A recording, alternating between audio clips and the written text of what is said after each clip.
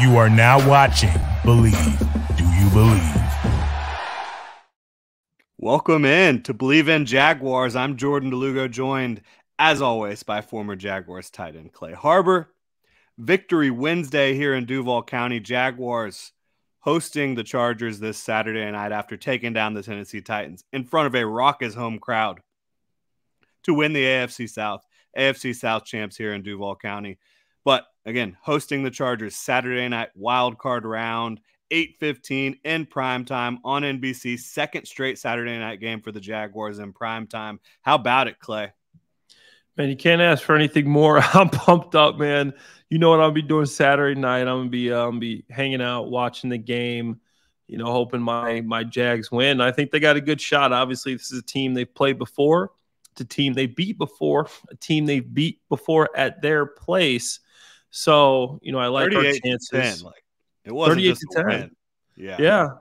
And they are, I think, 1-point dogs, but, I like our chances. I think that we're going to get into a few things today. Obviously, talk a little bit about, last week's game to clinch this playoff berth. But it's an exciting time for Duval. It's going to be a cold one, but it's going to be a lot of fun. Yeah, it is going to be a cold one, and it is going to be a lot of fun. Completely agree with you there, Clay. You can follow Clay on Twitter at ClayHarbs82, myself at Jordan DeLugo. Make sure to subscribe and review on your podcast platform of choice. If you enjoy the show, you can also check us out on the Gen Jag YouTube page if you want to watch us talk about the Jags and see these pretty faces. Clay's is a little prettier than mine. I got to get a little trim. Oh man, it's all about preference. That's absolutely true. Beauty in the eye of the beholder. Yep. But Jaguars, a heart-stopping victory over the Titans, 20-16, on the back of a late-game strip sack by Rayshawn Jenkins, which was returned for a touchdown by Josh Allen. Josh Allen kind of being the recipient of a gift as he gifted Tyson Campbell a scoop and score the week before in Houston. Yep. So karma coming around for Josh Allen. You love to see that. What were your thoughts during that late game stretch? How are you feeling about this team? I'll be honest. For me, I was nervous as hell. Oh, I was nervous. I'm like, this is unbelievable. I can't believe. I think we're gonna lose to the friggin' Titans here. And that play, I thought they were gonna call a forward pass because there was a very similar play that happened to the Bears last week, and Justin Fields, his finger just touched the ball. He got hit. And his fingertip, it goes forward, same exact play, and it got called incomplete. Yeah. And then this play got called a fumble, so I was shocked. I left the room for a second. Oh man, that's just an incomplete pass. I come back and I go, what? They counted that? It's unbelievable. So I was surprised, obviously pleasantly surprised. I was happy about it. I mean, it's a heck of a play, and those are just the way the ball falls, man. You don't know which way it's going to bounce. The way the ball bounces there, it bounces Jaguars' way. Yeah, and the way the NFL's officiating is just so inconsistent. To bring up your point, I think that's maddening, and I'm sure there was a lot of Titans fans out there that were disappointed. But to me, I do think they got this one right. Yeah. The palm is empty as the arm starts going forward. And I think the reason it's kind of confusing is because the ball does go forward, but it was kind of like how you said Josh Dobbs' fingers and hand, even though he wasn't gripping the ball, looked like they pushed it forward with the motion because Rayshawn Jenkins hit his arm. Oh, it wasn't a pass at all. I mean, that wasn't a pass, but that's the same thing that happened with Justin Fields. Yeah. And I go, that's a fumble. And they called an incomplete pass. It wasn't a pass because it literally just threw the ball forward with a little flick, and it goes a couple of feet, and they called an incomplete pass. So that was interesting. I thought about posting the Justin Fields clip next to them. Like, why would I do that? This is going against what I want people to think. So yeah. I didn't do that. I still might, just to show the how inconsistent these calls are, just like I've done in the past with some of these quarterback hits. Like when the guy's getting the roughing the passer or whatnot. But yeah, so that was interesting. And luckily the ball bounced our way this time. It was about time in Jacksonville and Duval we start getting some of these balls bouncing our way instead of the other way. You look back at the Patriots, man. You know, the play with Miles Jack. Like, come on. Like, things like that usually happen against Duval. So this time I think we got one in our favor. Absolutely. And you'll take it 10 times out of 10, no question about it. Yeah. But I've been saying for years, you've got to make these officials and referees full-time employees. The NFL has the resources to do it. Sure, you're going to lose a lot of the guys you currently have because they have other jobs, but the guys you currently have are not doing a good job. Yeah. Make this a full-time job. I don't understand it. I mean, they make $15 billion. I think I told you the other day, I was doing a little program, and I'm getting my MBA in business school from Indiana University, Kelley School of Business, and we were doing this breakdown of the NFL and the business side of things, and I think they pulled in like $16 billion last year. They have enough money to make these guys full-time employees, and I didn't know that they weren't. So you're telling me these guys are Foot Locker employees? That's why they just keep the shirts on. They come back and ref games. That's crazy. Yeah. I thought for sure these guys were professional full-time employees, but that's crazy. Most of them are like hot shot in their own profession, and they made their way into officiating. It's like there's lawyers and doctors and different things. That are officials, different people that are, high ranking in their other field. I think you got to lock it in, make this full time. I don't know why they don't, but I digress. Yeah, we digress. What is it like as a former player being down on a field, 70,000 screaming fans in those big moments? Like, how did it affect you? Did it raise the pressure, make you anxious, or get you more juiced up? I'm just curious, because Jacksonville was raucous on Saturday night, and it will be raucous again this upcoming Saturday night. So how did that impact you? Just curious. I enjoyed it when I was younger. It maybe got me a little nervous a little bit. It was like, man, this is a really big game. Like, I don't want to, I hope I don't mess up. But then as I got older, I enjoyed it, and I just loved the experience, like, after a few years. Because coming from Missouri State, I wasn't used to, I'm an FCS guy. I wasn't used to those big stages. I was playing in front of 10,000 people if we were lucky. It was like my mom and my dad in the crowd. I'm waving to them. I know exactly everybody's there watching the game. But once you embrace that, and most of these guys are from bigger schools and used to that, it's just fun. If you're at home, it's fun. If you're away and you're in those situations, it's hard to hear. And as a tight end, I hated that because I was a smaller guy for a tight end. Obviously, I'm not small. I'm like 6'3", 245, which is big for most people. But in the NFL, you are small. So I needed to always, my first focus was always getting off the ball as fast as possible, get 2 feet in the ground before the defender gets one. I wanted to shoot off the ball like a rocket. And that's what I always did on a snap count. I would jump the snap count. It almost looked like I was false starting, but I just knew exactly when to go. Yeah. Jawan Taylor's had that for a long time.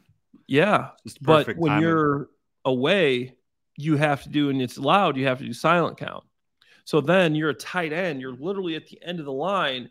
You can't see that. You usually go off the center's head movements. It's silent one up, 2 up, 3, it's like whatever, or he's going to move to the side, and that's how you go. But you can't see because you're next to, Cam Robinson. I'm like, Cam's big ass head's in the way. I'm not going to be able to see the center to get off the ball. So for me, I was always late, and that was something that I disliked personally. But also audibles, play calls, you got to be on your hand signals. So there's a big advantage, in my opinion, to being at home. And I think Duval's going to show up and show out. And I saw like Colin Cowherd saying there's no home field advantage for the Jaguars at all. They don't have a fan base. And I mean, were you not watching the game on Saturday?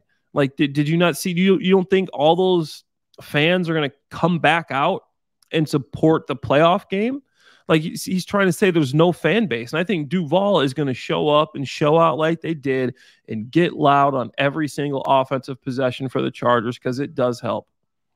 Yeah, I think it's an absolute joke that people like Colin Cowherd and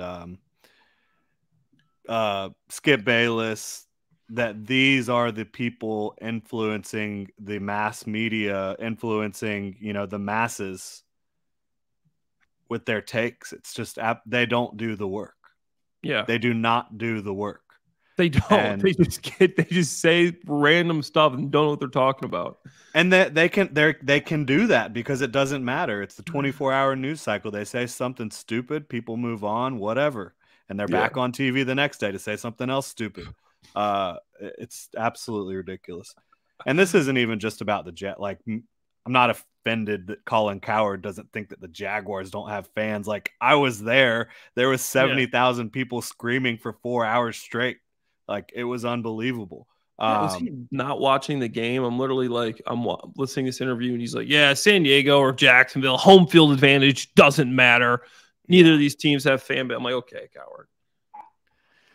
It's crazy. But, I think that the fans absolutely made a massive difference for that defense in the second half. The Jaguars' offense stalled in the second half because, quite frankly, the Titans were playing with their hair on fire. Defensively. And they got a bunch of guys back in that game. That defense, the way they stood up in the second half, was directly impacted by how loud the fans were. There's no question about it in my mind. That stadium was raucous. Yeah, so that helps, man. That brings energy. You feel that energy.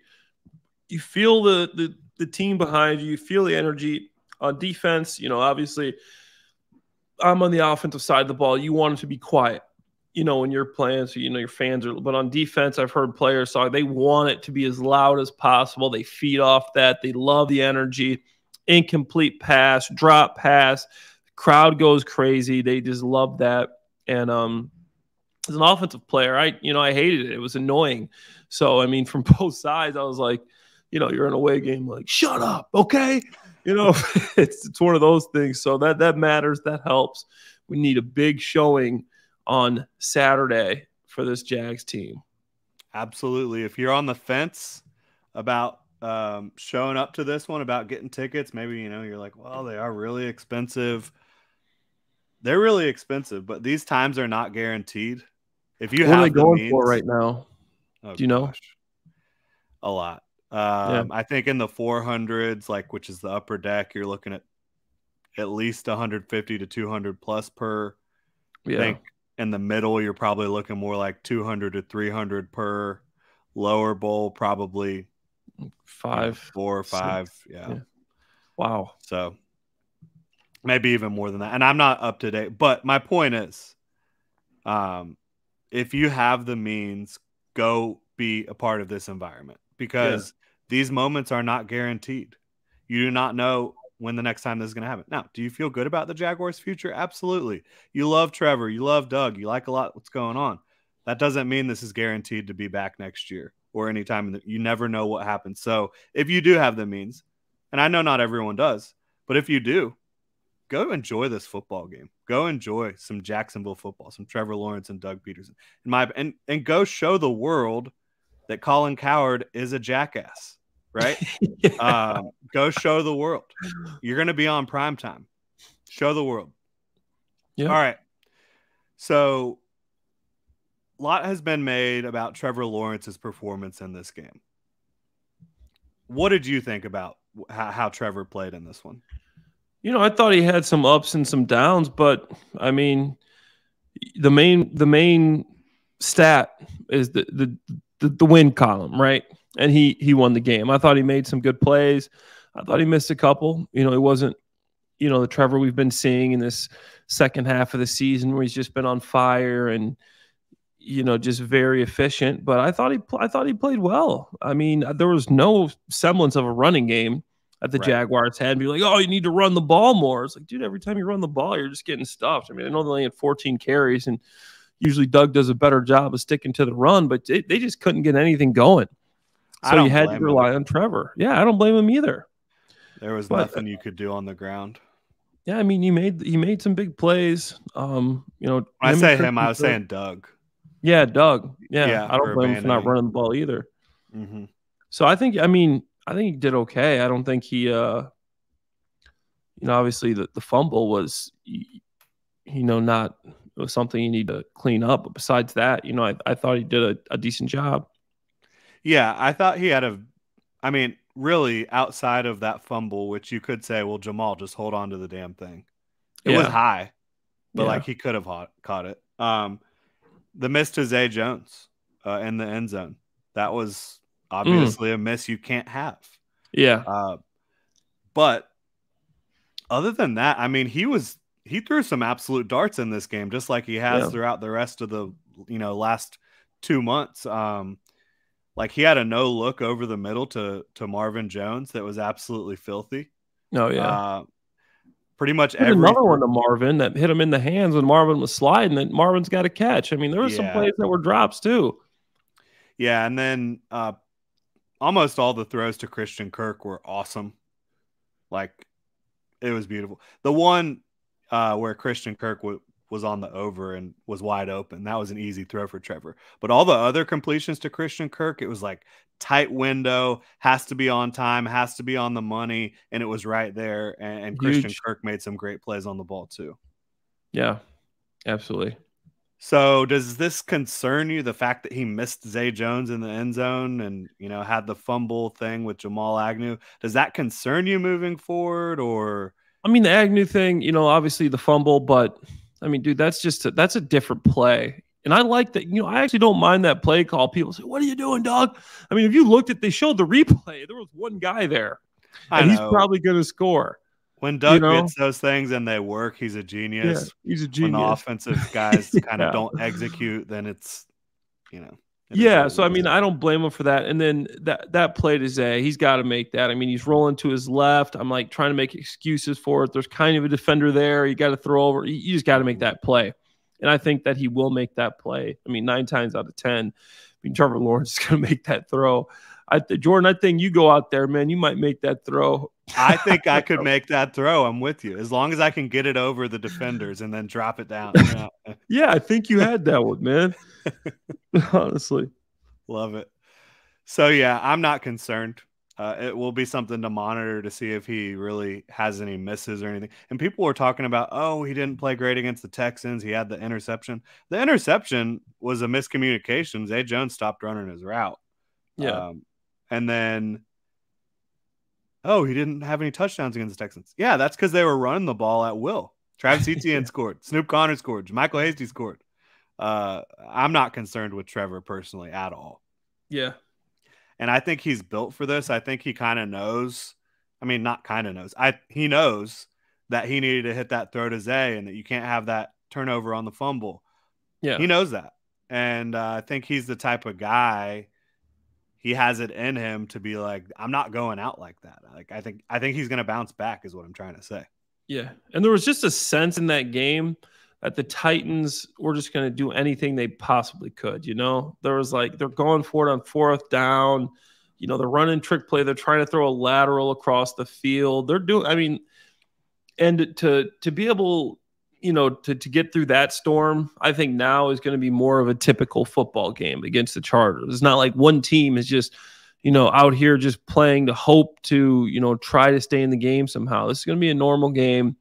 This is a team, there's not going to be any tricks. This is going to be who executes better. You're not going to go out there and trick them. You're not going to surprise them with something you've done. You've already played a full season. You've literally played this exact team.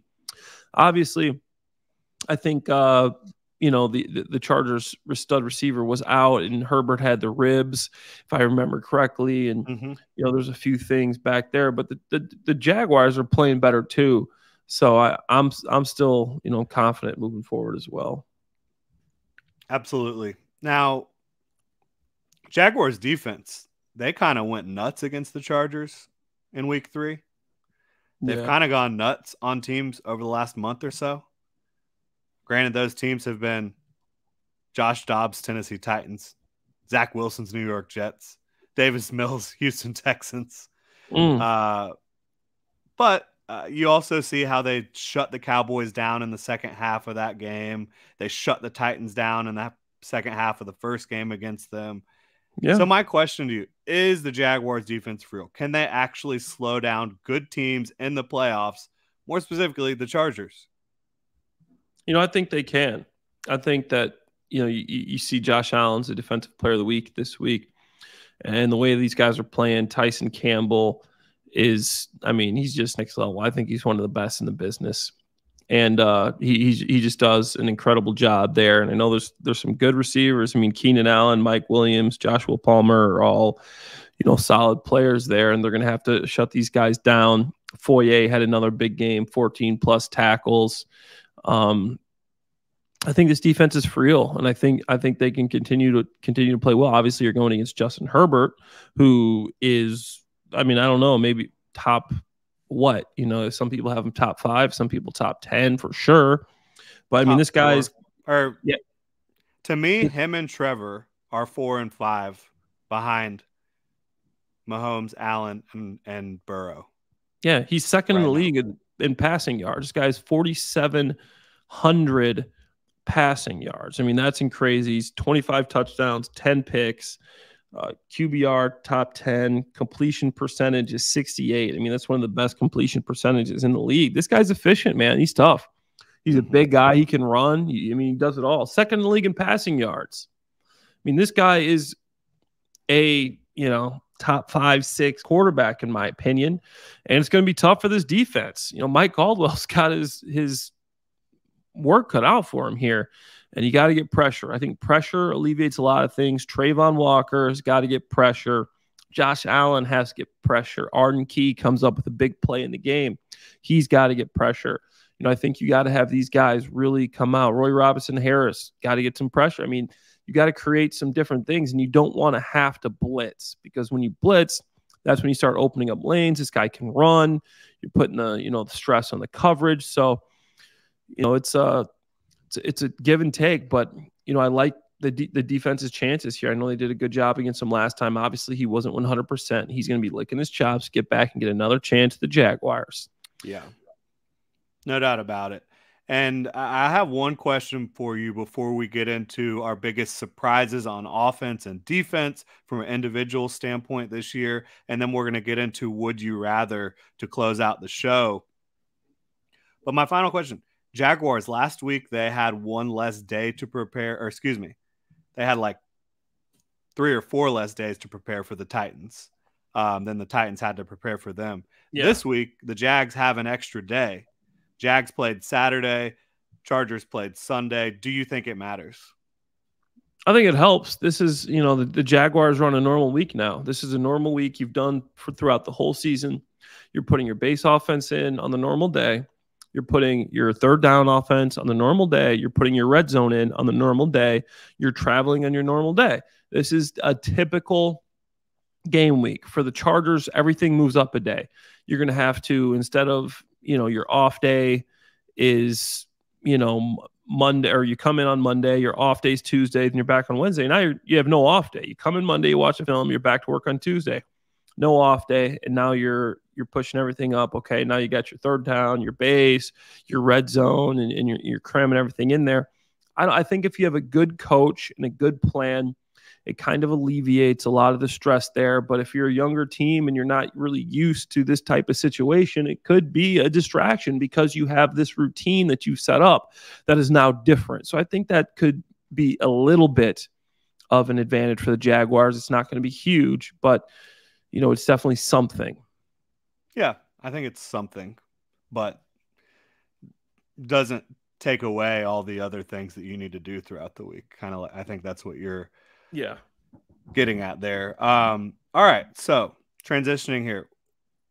Biggest surprises from individuals this year, just, regular season's over. Counting stats are in the book for the regular season. What's the biggest surprise for you for the Jaguars on offense from an individual performance standpoint? Like, you've got Trevor scoring 30 total touchdowns in year 2, year 1 in the system. ETN having 1,000 yards on the ground. Kirk 1,000 yards through the air. Ingram had 73 catches, 766 yards. Zay 82 for 823. What's the biggest surprise for you on this offensive side of the ball for the Jags? I'm going to say 2 things. I'm going to say the first is offensive line. I thought this offensive line did a great job this year, pass protection at the most. I think they kept Trevor clean for the most part, and I've been very impressed. And obviously bringing in Brandon Sheriff, you think you're going to have a decent line, and Linder's gone. And like, okay, you literally have the same line you did last year, but now you're just replacing, Sheriff, with help me out here, Jordan. The guy that went to replacing the Redskins. What's his name? Yes, Andrew Norwell with Brandon Norwell with Sheriff, which is obviously an improvement. But the offensive line, in my opinion, was the biggest surprise. I thought they did a great job. Even when Cam goes down, you have Walker Little step in, and now you got another left tackle that can play. Yeah. So I think this whole unit has done a good job. I think that, their young center has improved beginning of the season. I was a guy saying that, you get this guy out of here. He's getting beat. He's gotten better. I think Shatley has done a nice job stepping in for injury here. And I think that overall the O-line has been my biggest surprise. And then also Evan Ingram. I'm glad he's had a good year. He's a talented guy, but he's always been plagued by the drops and, he's not big enough. But I thought that he impressed. Big year. He made himself a lot of money this year, and he's going to be a prize target for a lot of teams looking for a tight end next year. So offensive line and Evan Ingram, the tight end, my two biggest surprises on offense. Yeah, I like that. And for me, it's, Walker Little being able to step in with that offensive line, like you said. And really, Luke Fortner starting all year as a rookie. Yeah. They've been good. Like you said, especially in pass protection. I like that. And then Ingram as well. The one reason I wouldn't go with Ingram is because it's Doug Peterson. This is what he does. Loves tight ends. He loves tight ends. That's what he does. And Ingram had the skill, like the athleticism and the skill set. I would say offensively, I've been most surprised by what I've seen on the field from Zay Jones. And there's been some really disappointing moments for sure for Zay. But I didn't think that he would have the ceiling that he's had this year. Because when he's at his best, he has been like a legitimate wide receiver one, the way he's able to do things like just extending to go get footballs, creating separation and man-to-man coverage. Some of the things he's done have been shocking to me. I just didn't know that he had that in his skill set and within him. So I've been surprised by Zay Jones, and sometimes it's been pleasant surprises, sometimes it's been disappointing surprises, but I have been surprised a lot by Zay Jones this year. Zay Jones had 26 more catches this season than he had any other season in his career. And that shows you how impressive. 175 more yards this year than he has any other year in his career. A lot of people saying, obviously you got the Christian Kirk, you overpaid for him, but a lot of people are saying you overpaid for Zay Jones too. This guy's a journeyman, Buffalo to Las Vegas, Oakland, Las Vegas Raiders, and now you get him here. But he's done a good job. I like that pick. And then obviously, we're not saying that what Christian Kirk and Travis Etienne did is impressive. And I think for Travis Etienne, I just thought he was going to be good. But looking back to before the season, nobody knew what Travis Etienne was going to be. This guy, nobody knew. Nobody knew how he was going to play. He's coming off of a Liz Frank injury. He's not even your starting running back this year. And for him to finish with 1,000 yards and to come out as one of the best weapons for the Jaguars is impressive. We can't, forget this guy. And then you trade James Robinson. What? It's because Travis Etienne became a bona fide superstar. And this guy ended the year, he ended the year averaging 5.1 yards a carry, had 1,100 yards, could catch the football, 35 receptions on 45 targets, 300 plus yards. Overall, this guy is just, done it week in and week out. Obviously, he's got to hold on to the football. Got 3 fumbles lost. Not good. But overall, he has been very impressive too. Yeah, like you said, me saying Zay Jones or you saying Evan Ingram, that's not us saying that those were the best performances. Those are the most surprising performances. Trevor Lawrence was better. Christian Kirk was better. Travis Etienne was better. No doubt about it. We're not trying to say that. So just to clarify for anyone out there, like, how are you going to take Zay? So switching sides of the ball. biggest surprise performance on defense from an individual standpoint. You got Tyson balling out all year, Foye leading the league in tackles, Darius, as soon as you move him outside full time, he starts playing like one of the best corners in the league. What's the biggest surprise on that side of the ball for you? Biggest surprise on the defensive side of the ball, I would have to say, is Foye. Obviously, I knew he could tackle and lead the league in tackles, but overall, man, he is just a leader. I love the way this guy can get around blocks, get over blocks, and really step up for this defense. And you know, some people say, dude, this guy led the league in tackles last year. But, you know, overall, I've been just really impressed with how professional this guy is, how he can take on blocks. He'll literally juke guys to get around blocks. I love the way he plays. So Foye, Lucan would have to be my biggest surprise. So of the defensive side of the ball. I like that. And I agree. I didn't expect him to be as impactful. Like, he is the Jaguars defensive MVP. Yeah. Tyson Campbell. And I think somebody said it on Twitter who I follow. I think it might have been, I can't remember who it was, but they said Foye is the MVP of the defense. Tyson Campbell is the best player on the defense. And I completely agree with both of those. Absolutely agree. So obviously impressed with both of those guys, but I'm most surprised by Arden Key. This is a guy who he's been in a bigger role this year than he has in the past for the Jaguars. Part of that's due to injury, DeJuan Smoot in front of him. Part of that's just due to the Jaguars liking what he's doing, but he's been on a warpath, and he was one of the best players on the field for the Jaguars against the Titans. He was consistently in the backfield, consistently making life hell for Josh Dobbs. And not only is it what he does on the field, I didn't know like really much about Arden Key's personality. He's been a bona fide leader and a guy that gets people hyped up for this football team. And, you know, they keep walking out to set it off by Boosie. Arden Key's got the boombox going on. Like, he has made this team more fun. Yeah. You need those guys. I just didn't know. I didn't know what type of guy he was coming in. I knew he was a guy you could use as a rotational pass rusher, but I didn't know the personality that was going to come along with it and all that.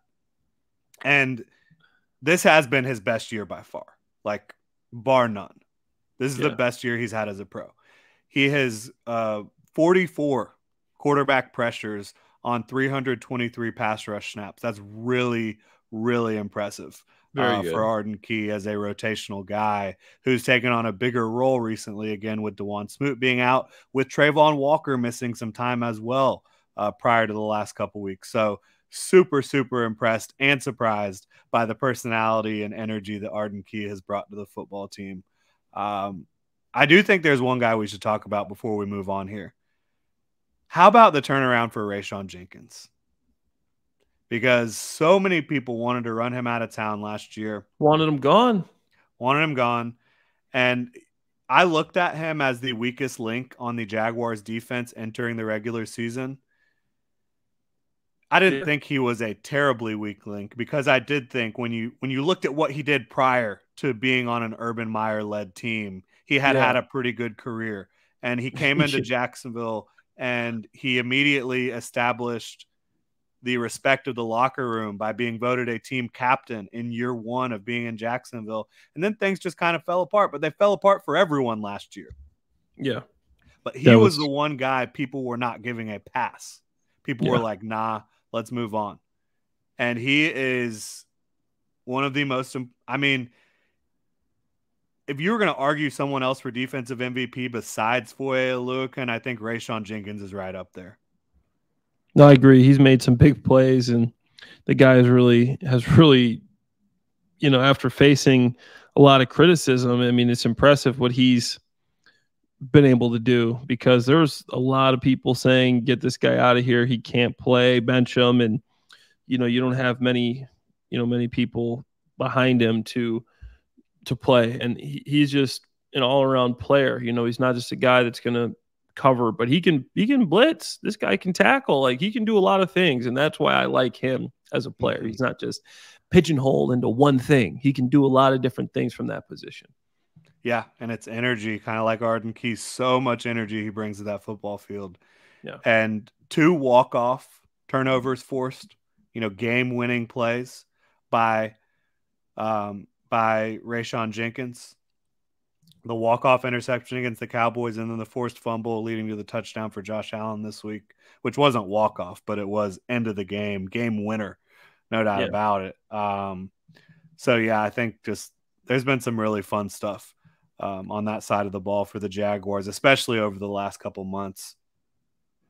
So that leads us to our final little segment here of the show, Believe in Jaguars. Make sure to subscribe and review on your favorite podcast platform of choice.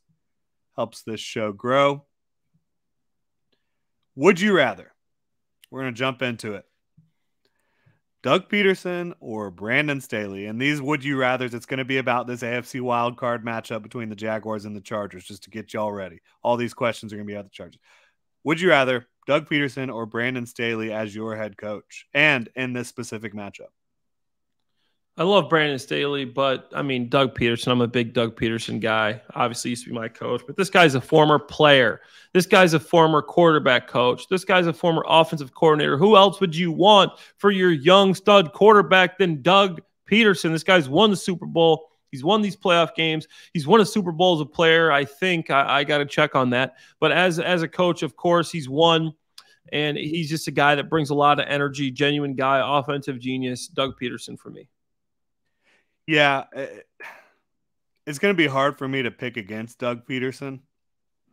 Most of the time when you're talking about which head coach would you rather have.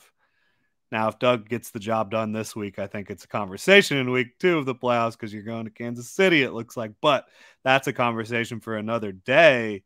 I would take Doug Peterson over Brandon Staley.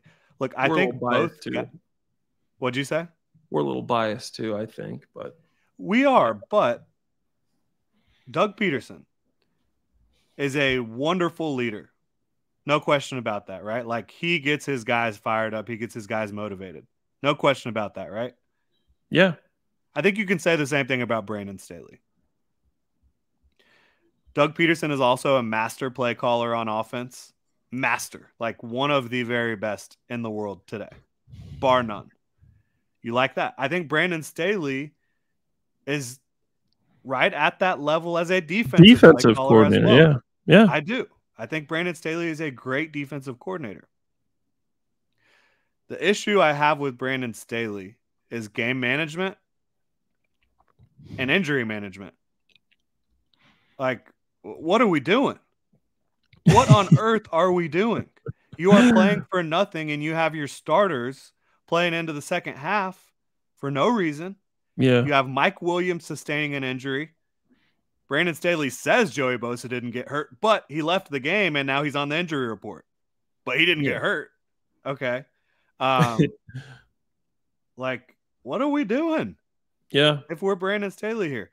And he's also had, like, some weird decisions on 4th down calls. He used to be kind of like Doug, like the super aggressive, but now he's kind of reined that back in, and he's not been as aggressive. And even though he is a great defensive play caller, his run defense is atrocious. One of the worst in the league. So if you're telling me, and you can say that's personnel, I think it probably is personnel more than it is coaching. But it's an issue. Yeah. And I think when you look at so we got the phone ringing in the background here.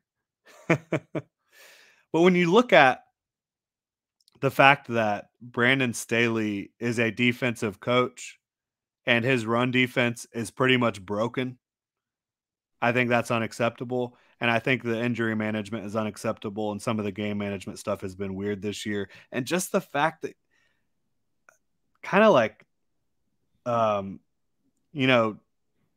he after the game, and instead of admitting, maybe we shouldn't have had these guys or playing, or maybe we should have had more than 4 receivers dressed so we could get Keenan Allen out of the game, because Keenan Allen played that whole freaking game. It's one of the most injury-prone wide receivers in football, and you're going to Yeah. play him the whole game in a meaningless football game? Yeah, agreed. And look, Brandon Staley has not been here and done this before as a head coach. Yeah, it's only Doug second Peterson's season. done it many times. Yeah. It's only Brandon Staley's second season. How many times has he been in the playoffs as a head coach? This is first time. First trip. This is Doug Peterson's fourth trip as a head coach. He's been there as a player. He's been there as an assistant many times. And now it's his fourth trip to the playoffs as a head coach. And so I'm taking Doug all day. And let's go. Let's be real. If you're going to take the best offensive play caller in the world or the best defensive play caller in the world to be your head coach, I'm taking the best offensive play caller. Well, offense, offensive league, baby. Yeah. And I'm not saying head to head, that's what you want, but for the course of a 17-game season now and the playoffs, you want the offense. You would rather have the offensive guy. That's the bottom line, especially when you're a team that has a young superstar quarterback, which both of these teams do. Yeah. Yeah. True. I'm taking Doug. We're both taking Doug. Doug Peterson. All right. Now we got to talk about quarterbacks. Trevor Lawrence or Justin Herbert here, man. Man, this is tough. This is a tough one.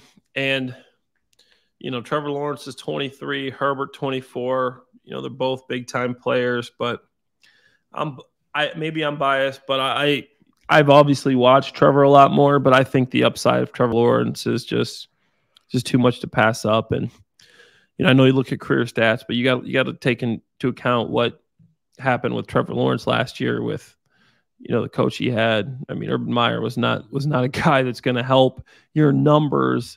But you look at the last half of this season, and I would take Trevor Lawrence over the majority of quarterbacks in this league, almost all of them, barring maybe one or two. And that's why I have to go with Trevor. I know what he's capable of. I think he's got the most ability, talent in any quarterback, and one of the best complete quarterbacks we've seen in the draft in years. So I think for me, I got to go with Trevor. This guy's got legs. He can throw it. He's got accuracy. He's got the personality. He can work. He's a leader. He's got everything you want as a quarterback. So I'm not saying Herbert doesn't. Herbert can sling it. Second in the league in receiving yards, 25 touchdowns. The guy's a baller. He can run too. But if you have to pick one, I mean, it's 1A, 1B. I mean, these guys are close, but I'm going with Trevor. Yeah. It's hard for me to answer this question because I think they're both absolute superstars. They're both unbelievable. Yeah. Any team in the league would be happy to have these guys. Yeah. Unless you're talking about the Bills or the Chiefs. Yeah. Maybe. But even then, you'd be happy to have these guys. Yeah. They're great young quarterbacks. And they're both, like you said, really young. Trevor Lawrence is 23 in his second year. Justin Herbert, 24 in his third year. For me, I just have to go back to my pre-draft evaluation and kind of the trajectory of these guys, their whole careers. Trevor Lawrence, I liked him a lot better in the draft. Everyone liked him a lot better coming out of high school, going into college. He did more in college. And quite frankly, Trevor Lawrence and Doug Peterson calling plays, or Justin Herbert and Joe Lombardi calling plays. Now you can talk about, Justin Herbert has Mike Williams and Keenan Allen, all these different things. Hopefully for the Chargers, he has Mike Williams this weekend. We'll see about that. Because he's now day-to-day is Mike Williams. But it's such a coin flip for me between these two quarterbacks. I think either one could step out on the field and have that day. Both of them could step out on the field and have that big day. But I'll take Trevor just because I go further back with Trevor with where he, and I just think the ceiling is higher. He's 23 right now. He's in his second year, first year in this system. And in my opinion, he's playing every bit at as high of a level as Justin Herbert is right now. So I'll take Trevor. Agreed. Now, like I said, I think either one of those guys could be the better quarterback on a given day. I think if the Jags and Chargers play 10 times, I'm not saying the team split, but I'm saying who has a better performance. Yeah. You split It's between going to be Trevor fun. and It's going to be a fun Saturday. Yeah. And I think both offenses are better than both defenses. Playoff football, it does get intense. Sometimes you do see some defensive battles, but I think you're going to see more points this week. Now, we've done the coaches, we've done the quarterbacks. Now it's time for the full team. Would you rather the Jacksonville Jaguars or the Los Angeles Chargers in the wild card round, 8:15 p.m. Saturday night, NBC? It's going to be at the bank. What are you doing? What are we taking here? Who would you rather? I mean, I'm gonna, it's not gonna be a surprise, but I'm going Jags, baby. I mean, full team. They got Austin Eckler. I like Travis Etienne. Obviously, they got some good receivers over there too. But I mean, I like our guys. Offensive line. Our guys have done a great job. Even when Barsh goes down, Cam goes down. We got guys that step up and have played well. Defensively, I think we've got a little bit better of a defense than they do of late. And, overall, I just think this team is really gelled moving into the second half of this season. So that being said, I'm going Jags, baby. Duval, Trevor Lawrence, Travis Etienne, Christian Kirk, Zay Jones, Marvin Jones. I just think these guys they play well together. Good, solid defense. Have been playing great lately. Josh Allen, Trayvon Walker, Arden Key. I think you got some guys that can get some pressure. So I'm going with Duval. Love it. I normally wait to get into my big predictions here later in the week, but we'll go ahead and get it. I've been poring over this matchup for the last 48 to 72 hours. The Chargers, I think they're a good young football team. I love Justin Herbert, love a lot of the pieces. I think they probably have a little bit more talent than the Jaguars on paper, pure talent. But I'm taking the Jaguars. I think they're playing better football right now. They're 7-2 in their last 9. The Chargers are 5-4 in their last 9. And the Chargers have struggled on the road. Their 2 road wins this year were at Atlanta, where they won 20-17. And 3 road wins. At Atlanta, you won 20-17. At Cleveland, you won 30-28. At Houston, you won 34-24. None of those teams are playoff teams. No. They have not beaten a playoff team on the road. Yeah. And the only playoff teams they've beaten all year are the Dolphins, who at that time when they played them 5 weeks ago were in the midst of a losing streak. Yeah. And is that it? Who else have they beaten that's in the playoffs? I think they beat the Raiders. They're not. They beat the Raiders, Texans, Browns, Broncos, Falcons, Cardinals, Dolphins, Titans, Colts, Rams. They've beaten one playoff team all year. Yeah. The Jaguars have beaten 3 playoff teams this year. Yeah. The Jaguars are 5-2 at home, NTIAA Bank Field under Doug Peterson. Let's go. I'm taking the Jags. I think they're better coached. Yeah. I think Doug Peterson gives them more of an advantage than Brandon Staley does the Chargers. I like it. I love it. I'm fired up, Clay. I'm ready to go, baby. Good way to start my Wednesday here, man. Ready for this game already. Give me some pads. I'm coming back. Let's go. We've got 3 more sleeps, unfortunately, before this football game. Yeah, 3 more. Well, that's good. It'll be quick. We got the guys. They're going to be getting ready. Doug's going to be getting them ready this week down at the bank. I think it's going to be, to me, it is the most enticing wild card matchup. Oh, yeah. Playoffs, bar none. I mean, look at these 2 quarterbacks playing each other. That's going to be fun. And then you got the opportunity for Doug to win, and then you have a big storyline if he goes to Kansas City and plays against his old boss. So that would be fun. Yeah, that honestly, my whole in-laws, Chiefs. Oh yeah, you're a Kansas City guy. I'm not. The in-laws are. Yeah, I'm a Jacksonville guy, but that would be difficult for the DeLugo Stewart family. I'll tell you that right now. That'd be a tough Chiefs day. versus Jags in the playoffs. Oh man, have some. Let's not get there. ahead of ourselves. Yeah, let's Jack just gotta take care of business. But you know how we got to end this thing. We got to hit him with right. one time for the big win. Let's go, Duval! Beautiful. All right, y'all. Do not forget to pack the bank out this Saturday. Again, if you're waffling and you have the means, go get the damn tickets. Get into that game and cheer on the Jaguars. Make Colin Cowherd eat his damn words. Yes. Idiot he is. And I'm not one to normally go off and call people idiots and jackasses, but that's how he acts every single day. So yeah, pack the damn bank. Shot at Jacks, man. Pack the damn bank, people. Get fired up. Wear teal the rest of the week. Wear your Jaguars gear the rest of the week.